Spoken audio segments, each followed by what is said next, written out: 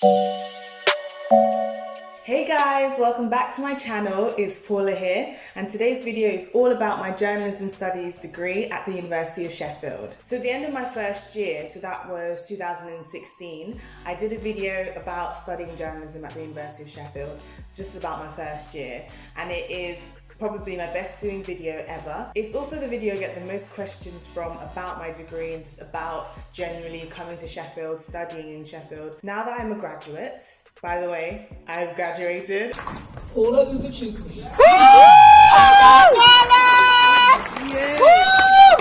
I am a journalism studies graduate. So I put out some tweets, I put out some messages on Instagram, I went on my YouTube comments, and I put together a list of questions that everyone has asked me. Hopefully I'll be able to help you with any questions you have. First of all, a little bit of background. I studied journalism studies with employment experience at the University of Sheffield. I graduated this summer. Woo! I am now working and living in Sheffield. You know how people always ask, what's the transition like between studying and then working? I didn't really have a transition. I didn't really get like a summer off or a break. I literally finished uni on the 31st of May, started working on the 10th of June. It's really a blessing. I can't even complain. Like, there's so many people that's still out there looking for work. So I'm very much blessed that God provided me with somewhere to live and somewhere to work. I've officially moved out of my family home, and I live by myself and I live for myself. I just kind of want to hopefully help somebody who's thinking of coming to Sheffield or coming to study journalism. Even if you don't want to study journalism, but you're interested in studying media or PR or marketing, digital web, anything like that, hopefully these answers will help you. Also, during my time at the university, I have done quite a few videos for the university. I was a content creator. There are a few videos on their channel, which you'll see my face in, about accommodation, about the city. I've done a city tour. I was in the team that helped create videos relating to Sheffield life. So if you go over to the University of Sheffield YouTube channel, you'll see more about what life is like as a student. Obviously, it's very glossy. It's very like, ooh, Sheffield, shiny. Whereas this is going to be a lot more candid, a lot more honest, a lot more real. And I wanted to do this now because I've now had the 4 years experience. I can actually talk about it as a whole. I can definitely say it's been the best 4 years of my life. The hardest, the most growing, definitely 4 of the best years of my life. Okay, so before I jump into these questions, I'm going to tell you to go grab a drink, go grab a cup of tea. I've got some water over here. I've got some popcorn to keep me company because this is going to be a long video. What society should I join? It's really interesting because I wasn't part of too many societies. Initially, when I joined the university, so this was in 2015, I was like, I'm going to be in everything. I'm going to play every sport. I'm going to be in every society. You're going to see me everywhere. That didn't happen.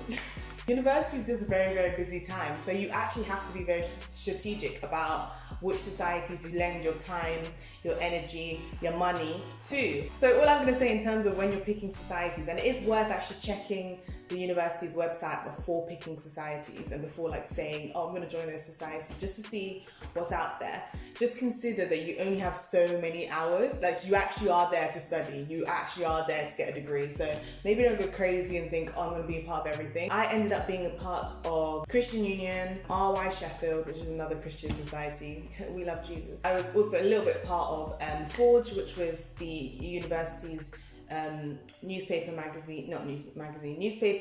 TV and radio station. So I think I did a little bit for the TV and then again didn't have time. And then there's journalism society as well that a lot of people on my course were a part of. So there are loads of societies depending on what you are interested in. You will most definitely meet your friends and your best friends there. All my best friends were from the societies I was a part of, and it made my university experience so much better. So advice about accommodation. Well, I was actually thinking about doing a separate video completely about accommodation. If you would like that, comment down below, let me know. I actually did an accommodation tour on the university channel, so I'll link that in the description box as well. Accommodation is an interesting one. I'm going to try and keep this short because obviously I lived in 4 different places over the 4 years. When picking accommodation, be smart. Pick somewhere that is not too far from the university, because trust me, that will really influence your decisions about if you're going to go to places or if you're going to go to lectures. Pick somewhere that you have your own bathroom. People think, oh, it's cheaper to get a shared bathroom. You want your own bathroom, I promise you. Not everyone's clean. Not everyone is hygienic. have your own bathroom, especially in first year. I think when you get to second year and third year, when you start living with people you know, it's different. But first year, boy. Make sure you use the university's list of landlords. This is more towards second and third year and fourth year, because obviously in first year you're probably living in halls. It's important that you don't go and like do your own thing with landlords, because some landlords are out there to just scam students. Do not be scammed. Do not let them scam you. But yeah, there's definitely more I can go into with accommodation. I will try and do a separate video if you guys are interested in that. What made you want to study journalism? I wanted to study journalism because I liked writing. I'm really interested in lifestyles. So I'm really interested in how people live, why people live, what their stories are. And I felt like journalism lended itself really well to storytelling. I was already running a blog by then. I started my blog in 2012. Journalism seemed like the next logical step to make a full-time career in storytelling. So all I would say is, if you're thinking about studying journalism, think about, do you actually want to write? Do you actually want to film content or take photos or be on TV? Like, do you actually want to do that? Is it I want to give something to the world through this medium of writing or filming or whatever it is? Is that what I want as a career? And I'm not saying you necessarily have to study journalism to become a journalist. There are those of journalists that don't study journalism. They study English or other things like that, and that's okay.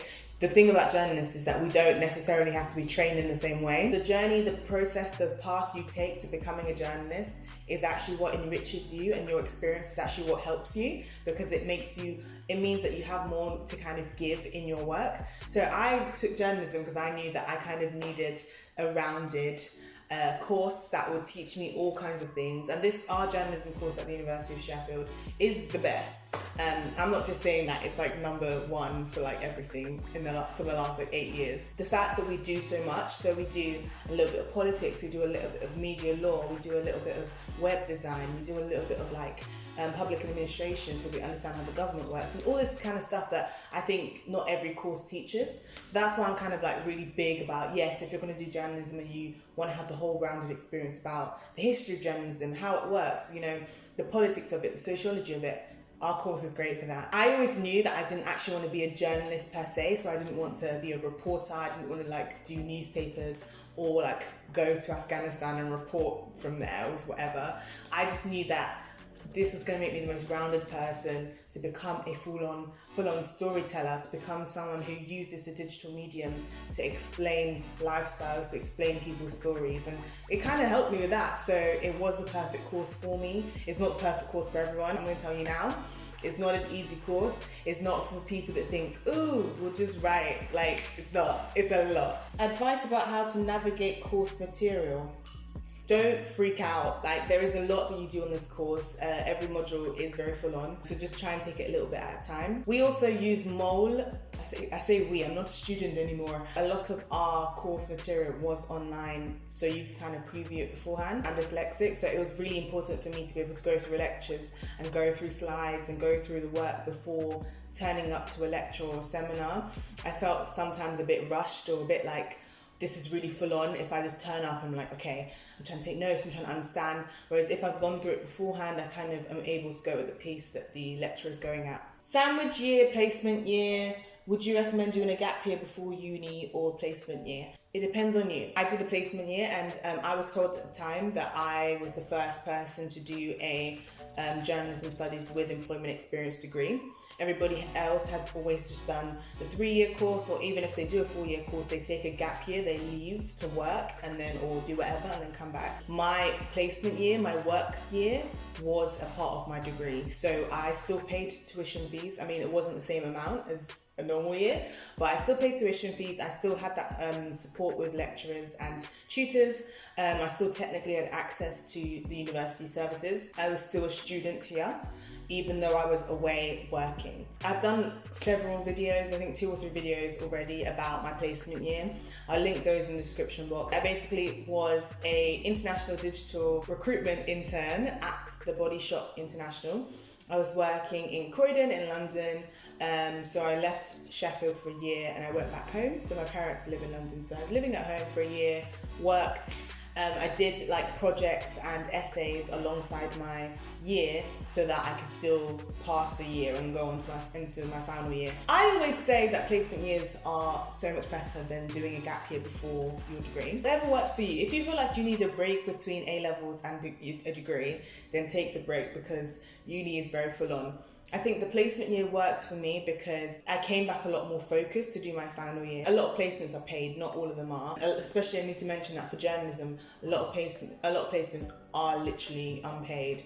I'm personally against unpaid internships, but we won't talk about that. So I'm lucky and I'm really blessed that I didn't have to do one. I was paid for my internship. I would recommend doing it because you are working for a year and you're working in something related to what you want to do. So for me, I knew I wasn't going to be a journalist, so I picked a placement that was more related to digital media. So it kind of worked towards what I wanted to do career-wise. In the same way, if you're on the course and you decide, oh, I'm really into magazine, you could do a year at a magazine, that kind of thing. They're not easy to get, they're not easy to find, you need to apply, and there are loads of people applying for them, but go for it. I think it's the best. I think it's really good to do, and I always recommend people do it, so go for it. If I studied journalism, is that all I can do career-wise? No.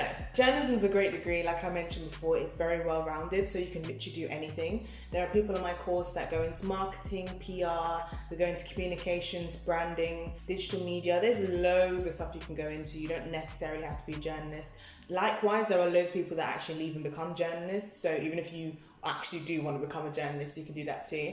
Our course is really good because our lecturers are very well connected, so a lot of the time if you mention I'm just really interested in sports journalism or music journalism, whatever it is, they may have someone that they can point you towards in the industry. How easy is it to get a job after university?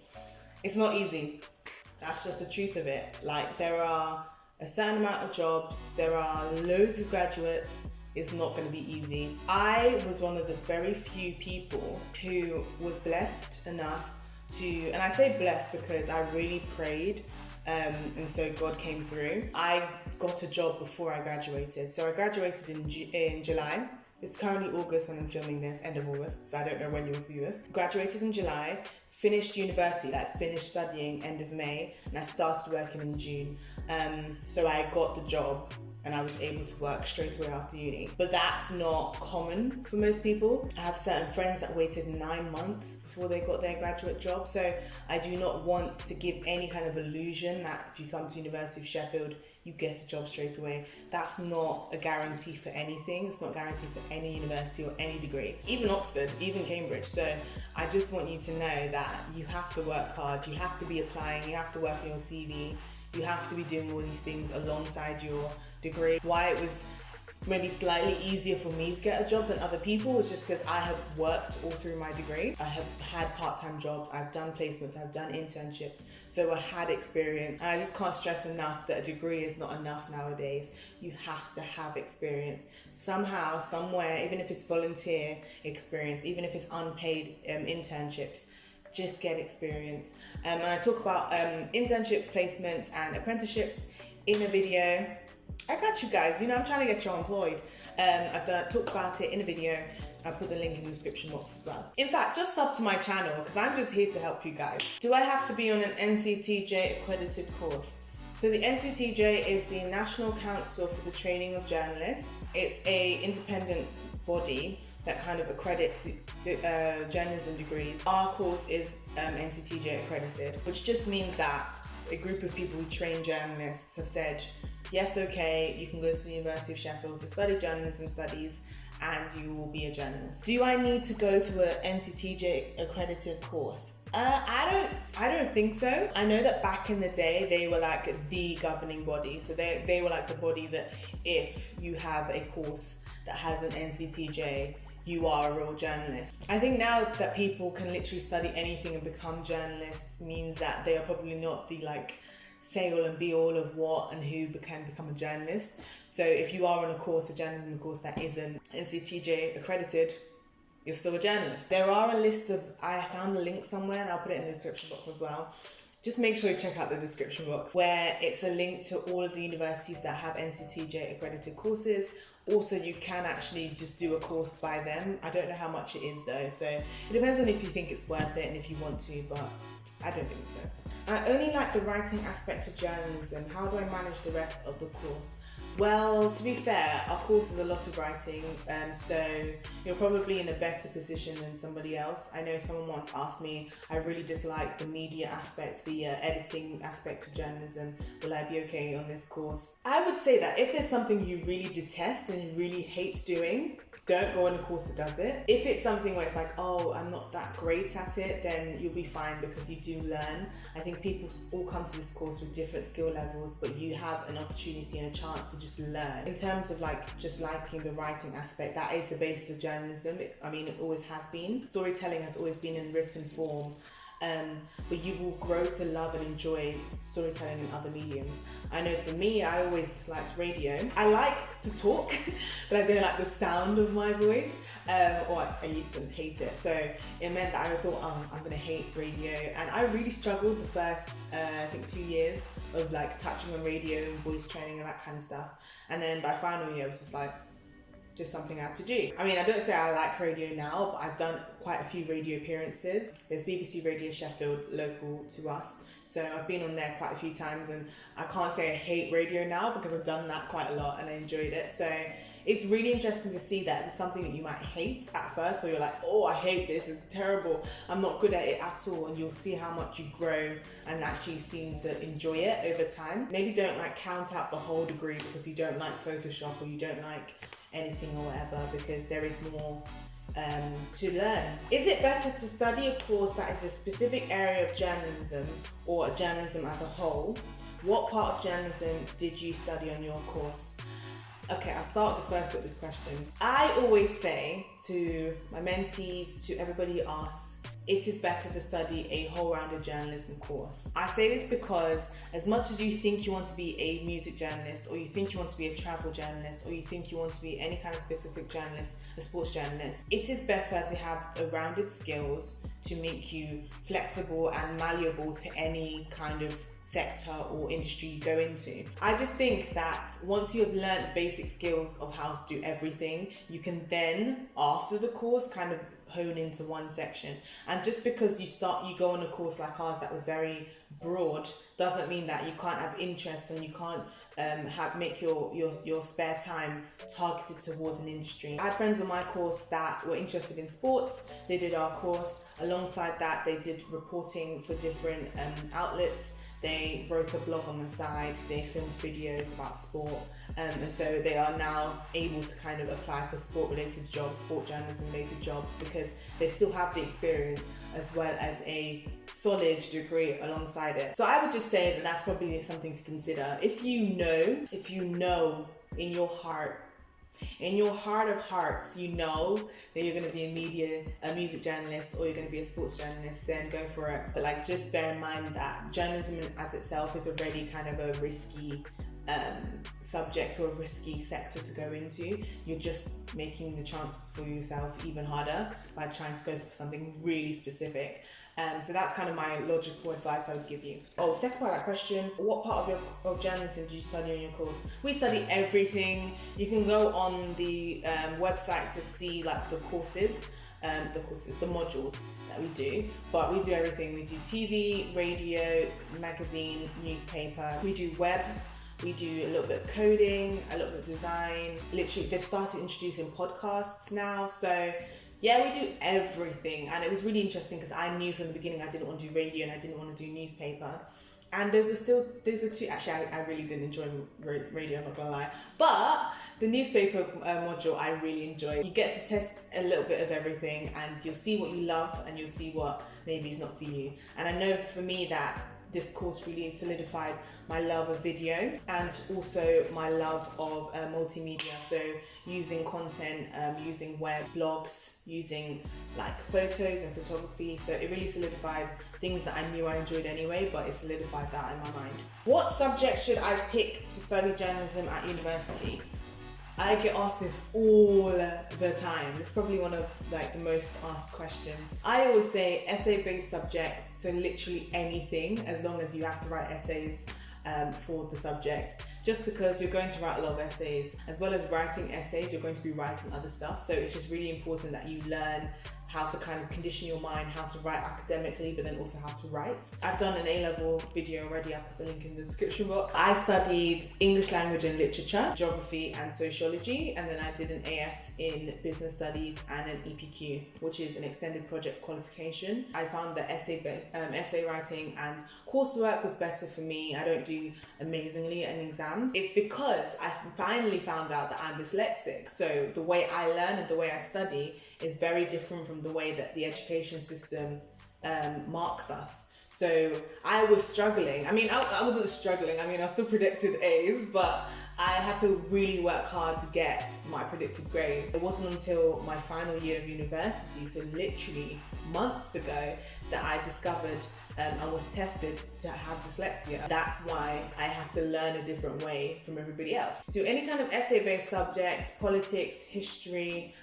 business, geography, any language. You don't really need to study media studies, because I did a media studies GCSE and I was so going to do it for A-level, and then someone was like, to me, it's a soft subject, and I realised that I probably didn't need it, just because it was probably going to be kind of going over the same stuff we did at GCSE. I love sociology. It really helps kind of shape my worldview. Before studying sociology, I didn't really have a wide worldview because I'd only ever lived and experienced one type of way. So sociology kind of taught me about what other people's lives are like. And it kind of fueled my love for storytelling again, because I wanted to learn how other people are, why they are the way they are, why do they believe this, why do they walk this way, why do they talk this way. I'm really bad at essay writing, academic essays. What advice can you give me? Following on from the previous question, journalism does have quite a lot of essay writing, academic essay writing, and then just general writing in general. I know my university was really good because they had a department that was all there to help and support you academically. I think one regret I have is not taking full advantage of this. Again, I didn't know I had a learning disability until my final year. I just thought everybody worked as hard as I did, and it wasn't until I was tested and they said, bro, you have dyslexia, that I was kind of like, oh, I could have not taken a breath and taken it slower, but I could have learned in a way that didn't stress me out as much as the way I actually did. If you do have any kind of special learning difficulty, or if you just are realizing that you're struggling with writing essays and like writing in general, then don't think you are alone. Get the support that the university pays for. Is journalism an easy course to study? No, it's not, for the very reasons I just mentioned. Any advice for staying committed to running a blog, YouTube channel, or podcast? When I got this question, I actually laughed, because I was like, listen, at the beginning, I was deleting my website and restarted it how many times? I mentioned before, I started my blog in 2012. I was literally a teenager. I continued it on and off until, I'm still blogging now, and it's 2019, so I'm a veteran. It's been 9 years, wow, maths, 7 years. Understand and know your why. Why are you creating this blog or this podcast or this YouTube channel? Are you just doing it so that people can look at pictures of you or read about you or watch you speak or do makeup or whatever? If that's the case, that's fine, but at least you know your purpose. I initially started my blog as an online diary, so I would just basically write how I was feeling, I'd write about my day, I'd write about what I want to do and like how the world, like how I see the world, and I really believed I had something important to say, and I probably didn't. Over time, as I've gotten older and as my blog has gotten older, the purpose has evolved and changed. My purpose now is to create content, videos, pictures that inspire, that motivate, and that educate. For me, it's all about presenting people's life and stories in a way that will help other people. And that's why I'm so candid and transparent a lot of the time on YouTube and on my blog. There's been things I've suffered through that I'm just like, if I can stop someone else going through the same thing I did, I've done a good work. I have done something. A lot of my blog is about my faith. It's about experiences I've had. It's about sharing other people's stories. That's my purpose, and I know my purpose, and because of that, I'm fueled to continue doing it. I will post blog posts every 10 days, roughly, every 2 weeks, and that is what's kept me going. In the same way, I think you have to find the reason behind what you're doing. Also, to keep yourself accountable, tell other people. Maybe tell a few friends or put it on social media. Hey guys, you're going to see a new video from me every Tuesday. or you're going to see a new video from me every 2 weeks, or you're going to see a new video from me every month. Because you've said it, you feel kind of inclined to keep your word. Oh, also, make your blog and your channel or whatever it is really good quality. If your blog is super pretty, if your photos on Instagram are really nice, if your podcast is amazing quality and really, really interesting, you're going to want to keep it up. So don't do anything half-heartedly. Do it with your all, and because you do it with your all, you want to continue doing it with your all. I'm more into PR, marketing, digital media than journalism. What can I do alongside my degree to get more experience?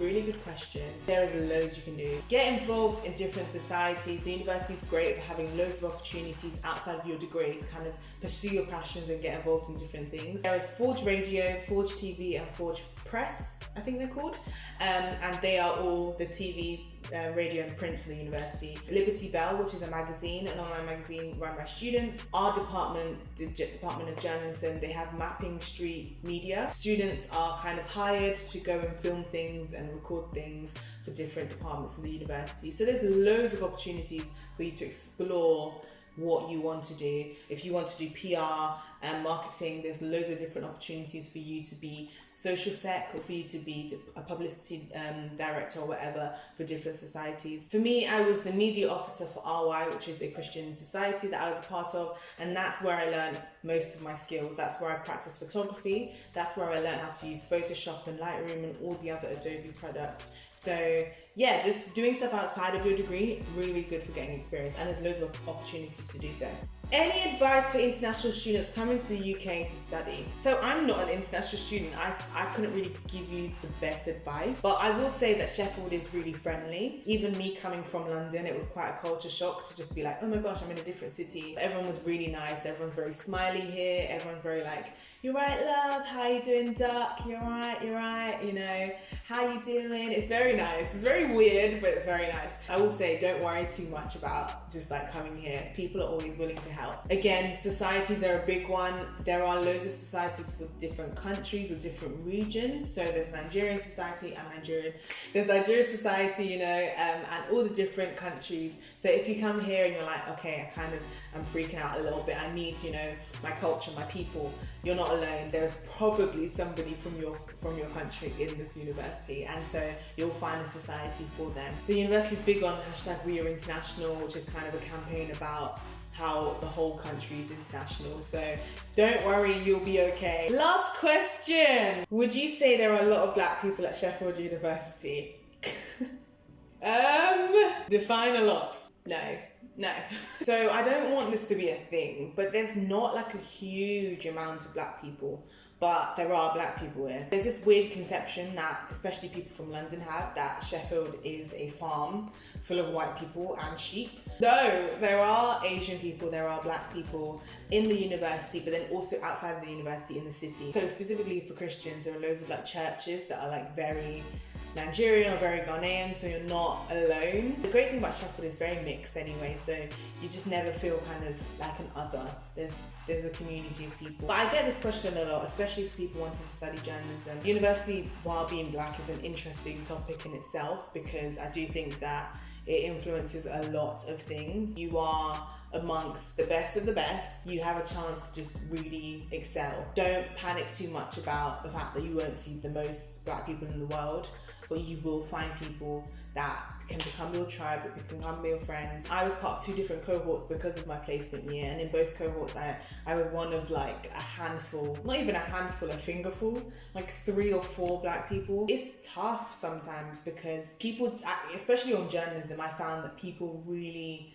distance themselves from me. It was very strange. Like I'm used to talking to everybody, and it was weird being on a course where people just kept their distance. Like if I was in a group, it was just easier for them to not to pretend I wasn't there. And I wasn't used to that at first, and I used to really take it like to heart. And I just thank God for God, because I had friends outside of my course who just reminded me that I'm actually great, I'm amazing, I'm a catch.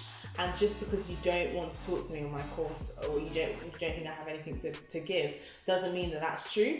So I realized that they were the ones missing out, because I was great. I had great ideas and I had a lot to bring. And I know towards the end of my degree, so towards my final year, I just wasn't having it anymore.